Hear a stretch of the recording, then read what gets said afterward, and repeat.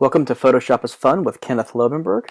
Today we're going to be going over how to do color corrections with channels, or channels of fun. Let's get started. Okay, so here we have an illustration of some blue bonnets, Texas state flower, and my client has picked out a specific color they want to change them into. Let's go ahead and get started with this color change. Okay, so I already have the bonnets themselves selected on a new layer. I went ahead and did this just so you guys wouldn't have to watch me do it. And we're going to go ahead and add one more layer. And I'm going to go ahead and find an area of these blue bonnets that is kind of like the most average of the blueness. So I'm going to go ahead and pick this area right here. I've already got my green in my color picker right here. This is the green my client specifically requested. And I'm just going to spill that in there. And I'm going to hit Command D to get rid of that marquee. The reason I like to use channels to do color corrections like this is because it keeps the variation in the colors of these flowers. We have a large variation from blue to purple to more of a burgundy color. And if we go up to adjust black and white, which is one way you could do this, you're going to see that it just washes all that color out. And it's just very flat. It's just all that color and that's it. But we want a more natural look for something like this. Now this technique also works on photos as well.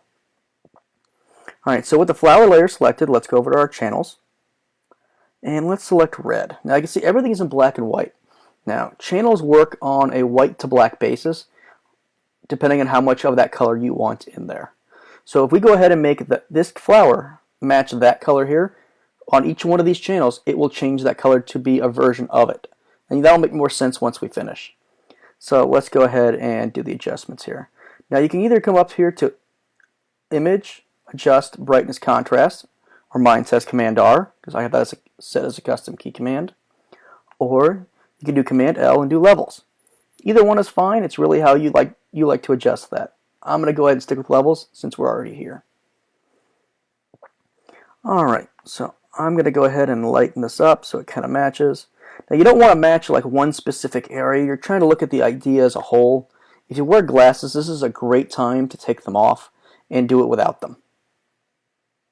Okay, that's very close. Go to green and we're going to do the same thing.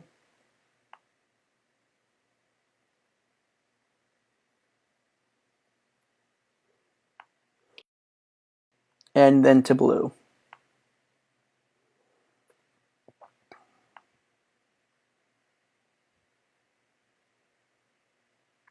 Now I can see we have a different area right here versus right here.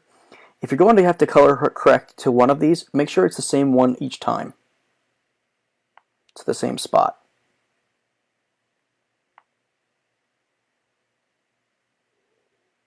Okay. Alright, now that we've come back to RGB, you can see that our color is very, very close. But we kept that variation in the color, which gave the original piece that depth that it really had that was nice. So go ahead and just turn off that other layer, and you are done with that color correction. If you enjoyed this video, go ahead and like and share with anybody else you think that it might be useful for. If you really actually were helpful by it, go ahead and click on Photoshop is Fun right above this, like that page, and you'll get a new video in your feed every Monday morning. Thank you so much. Bye-bye.